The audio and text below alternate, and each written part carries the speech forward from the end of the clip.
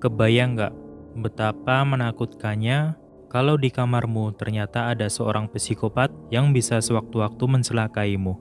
Begitulah yang diceritakan dalam film berjudul Door Lock yang rilis tahun 2018 di Korea Selatan ini. Simak video ini beberapa menit ke depan kalau kamu penasaran sama ceritanya. Jangan lupa juga untuk subscribe agar kamu tidak ketinggalan cerita seru lainnya. Di awal film ini diperlihatkan seorang gadis yang sedang dalam perjalanan pulang. Selama perjalanan dia merasa gelisah karena seperti sedang dibuntuti dan diperhatikan. Sesampainya di kamar apartemen, gadis tersebut mendapati kamarnya dalam keadaan gelap.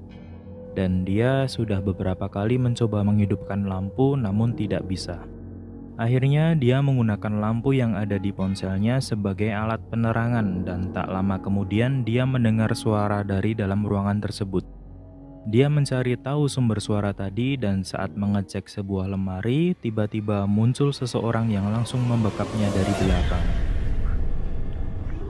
Dan film pun dimulai. Adegan berpindah di kamar apartemen seorang perempuan bernama Cho Kyung Min dan dia sedang tidur dengan seorang pria. Setelah itu si pria terbangun oleh suara alarm jam tangan dan dia makan lalu pergi. Selanjutnya disusul oleh Kyung Min yang juga terbangun. Dia bersiap-siap untuk berangkat bekerja. Sebelum meninggalkan kamarnya, tidak lupa dia menutup kloset dan merapikan jemuran di kamarnya. Oh iya, perlu diingat bahwa semua yang aku jelasin nanti akan saling berkaitan, jadi mohon disimak dengan baik-baik ya. Lanjut, saat akan mengunci kamarnya dari depan, dia merasa ada hal yang aneh karena door lock di pintunya terbuka dan tampak kotor. Demi keamanan, akhirnya dia merubah kata sandi di alat tersebut. Kita ingat-ingat ya, passwordnya adalah 1784. Sesampainya di tempat kerja, dia menjalankan tugasnya sebagai teller di suatu bank.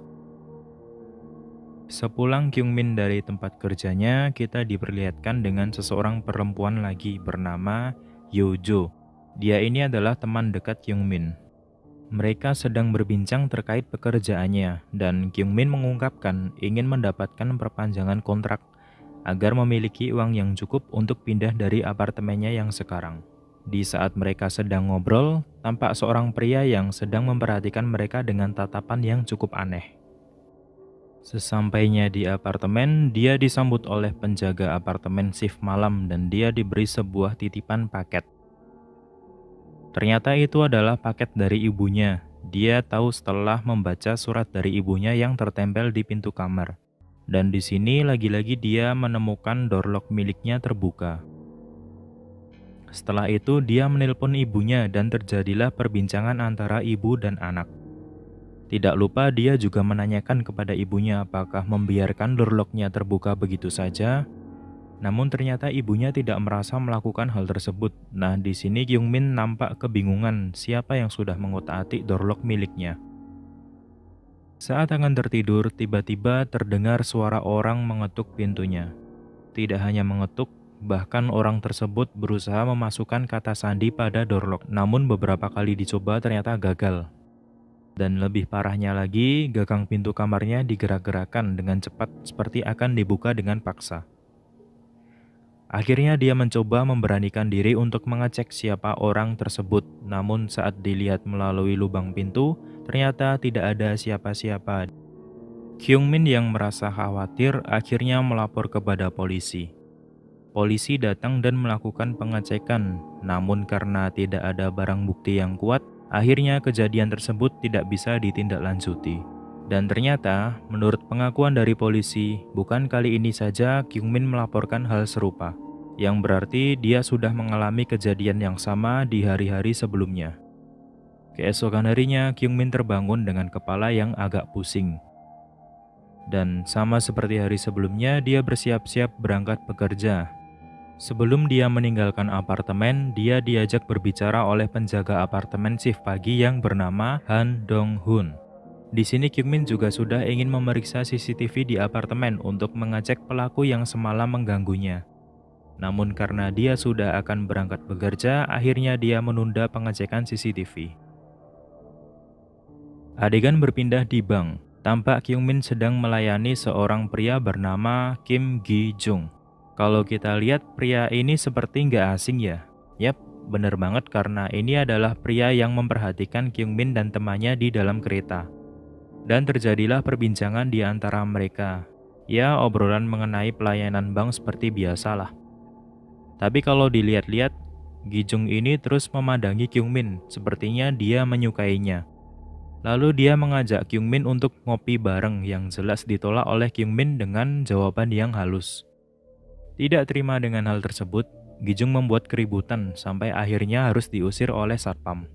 Sepulang dari tempat kerja, Kyung Min melihat penjaga apartemen shift malam sedang dimarahi polisi karena tidak bisa menjaga tempat tersebut dengan aman. Sehingga banyak masalah terjadi termasuk laporan dari Kyung Min yang sebelumnya.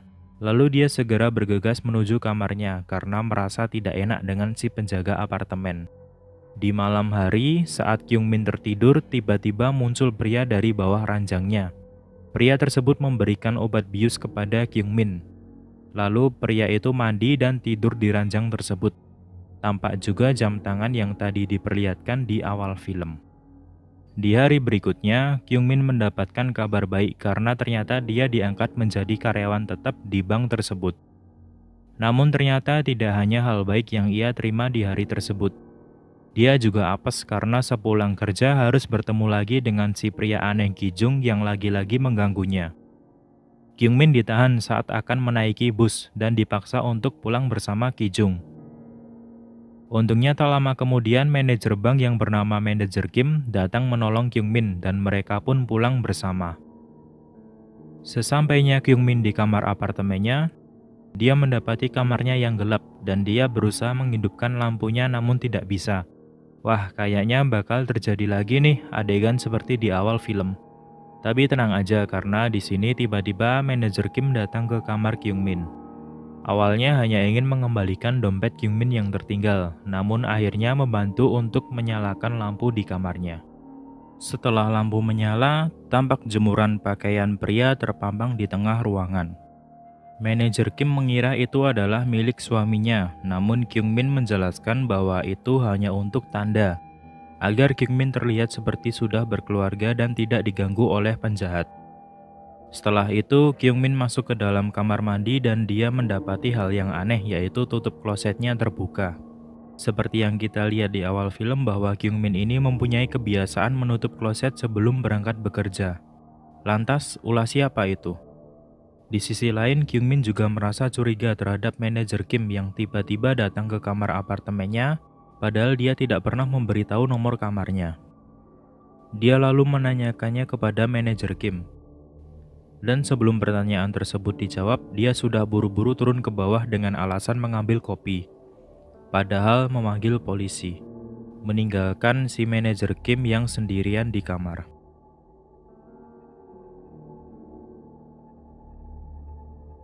Akhirnya Kyung Min kembali lagi ke kamarnya bersama polisi.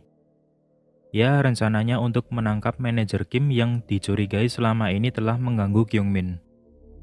Namun betapa kagetnya ketika pintu kamar dibuka ternyata manajer Kim sudah dalam keadaan tidak bernyawa dengan dasi mengikat lehernya.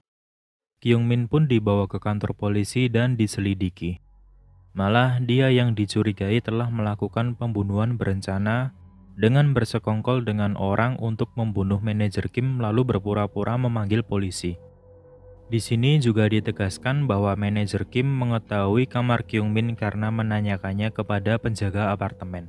Jadi selama ini Kyung Min telah berburuk sangka kepada manajer Kim. Walaupun belum dipastikan sebagai tersangka, namun hal ini jelas berpengaruh terhadap hidup Kyung Min. Dia mendapatkan stigma negatif dan jabatannya dicopot dari tempat kerjanya. Suatu ketika, Kyung Min kembali ke apartemen untuk melakukan pengecekan CCTV. Namun sesuai info dari penjaga shift pagi yang bernama Dong Hun, CCTV di koridor depan kamarnya itu ternyata tidak berfungsi. Dan ia menambahkan info bahwa pengetukan pintu tersebut sudah lumrah. Biasanya terjadi saat orang sedang mabuk dan lupa kamarnya di mana. Ya, di sini seperti Dong-hun itu sedang menutup-nutupi sesuatu. Kyung-min juga tampak kurang puas dengan jawaban tersebut.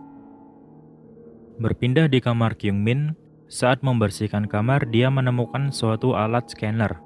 Jadi alat ini berfungsi untuk membuka door lock selain menggunakan kata sandi. Karena penasaran, akhirnya Kyung-min mencoba menggunakan alat tersebut. Pertama-tama di pintu kamarnya, namun tidak berfungsi.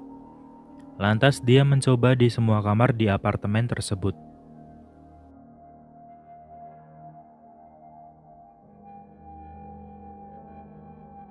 Akhirnya dia menemukan door lock yang cocok. Dan dia masuk ke dalam kamar lalu mencari tahu siapa pemilik kamar tersebut. Saat sedang melihat-lihat sekitar, ditemukanlah berkas surat-surat mengenai kartu kredit dengan nama pemilik Kang Sung-hye. Keesokan harinya, Kyung-min bertemu dengan Hyo-jo. Bermodalkan berkas yang ditemukan sebelumnya, Hyo-jo bisa mendapatkan daftar transaksi dari kartu kredit milik Sung-hye. Tujuannya adalah untuk menyelidiki lebih lanjut tentang Sung-hye. Kalau ditanya kenapa Hyo-jo bisa mendapatkan data tersebut, ya jelas saja karena dia sendiri adalah pegawai bank yang sudah pasti memiliki akses untuk mendapatkannya. Tampak ada yang mencurigakan dari daftar transaksi tersebut karena penggunanya selalu membeli produk dengan harga 3.200 won setiap jam 13.00.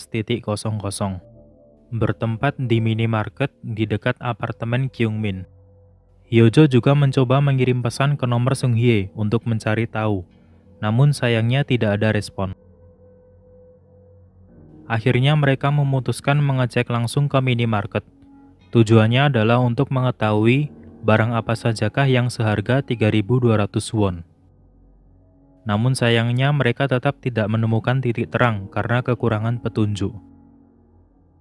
Suatu ketika saat mereka sedang makan, pada pukul 13.00, terdengar seorang wanita sedang membeli bubur sayur dengan harga 3.200 won.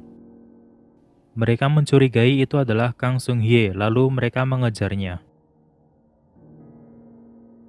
Saat melakukan pengejaran, mereka kehilangan jejak dan akhirnya memutuskan untuk berpencar. Di satu sisi, Kyung-min menemukan suatu rumah dan di depannya terdapat tumpukan wadah bubur sayur, sama seperti yang dia lihat di minimarket. Dia pun mencoba masuk ke rumah tersebut dengan memasukkan kata sandi ke door lock yang terpasang di pintu. Ya, dia asal-asalan gitu masukin passwordnya. Sudah beberapa kali dicoba, namun gagal. Lalu, mungkin instingnya mengatakan sesuatu, dia mencoba untuk memasukkan password yang sama dengan kamar apartemennya, yaitu 1784, dan ternyata bisa terbuka. Dia pun masuk ke dalam rumah tersebut yang tampak seperti tidak berpenghuni. Saat dia memasuki suatu kamar, ternyata terdapat seorang wanita yang sedang tertidur dengan kondisi tangan diikat. Di sini Kyung-min tampak sangat kaget. Dia mencoba menghubungi polisi untuk meminta pertolongan. Namun tiba-tiba ada orang lain yang ingin masuk ke rumah tersebut. Ya, kemungkinan besar ini adalah si psikopat. Dan bersambung. Oke, sampai sini aku akan jelasin sedikit kesimpulan untuk mempermudah kalian memahami ceritanya. Yang pertama adalah, pria yang selama ini tidur bersama Kyung-min ternyata bukan suaminya, melainkan adalah si psikopat. Jadi, saat tengah malam tiba dan Kyung-min sedang tertidur, pria ini baru menampakkan diri dari bawah tempat tidur Kyung-min. Kalau kalian bertanya, loh kenapa kok Kyung-min gak terbangun lalu memergoki pria tersebut? Jawabannya adalah, karena setiap pria ini muncul, dia langsung memberikan Kyung-min obat bius, sehingga Kyung-min akan tidak sadarkan diri sampai beberapa waktu. Jadi si pria ini bisa leluasa melakukan apapun di kamar tersebut. Tentunya obat bius ini juga berdampak ke tubuh Kyung-min. Terbukti setiap dia bangun tidur, selalu merasakan sakit kepala. Jadi sudah agak jelas ya. Tapi yang masih menjadi pertanyaan di sini adalah, siapa psikopat tersebut? Apakah manajer Kim? Jelas bukan, karena dia sudah mati, terbunuh di kamar Kyungmin oleh si psikopat. Apakah Ki Jung? Mungkin saja, karena dia tampak mencurigakan selama ini. Dan tampak juga dia begitu terobsesi dengan Kyungmin. Bagaimana dengan penjaga apartemen shift malam? Jelas tidak mungkin, karena saat kejadian pembunuhan manajer Kim, dia sedang berada di pos jaga. Apakah mungkin itu adalah penjaga apartemen shift pagi? Wah, kita nggak memiliki banyak bukti untuk mencurigainya. Atau mungkin nanti akan muncul orang yang tidak diperkenalkan sepanjang cuplikan film tadi, bisa saja.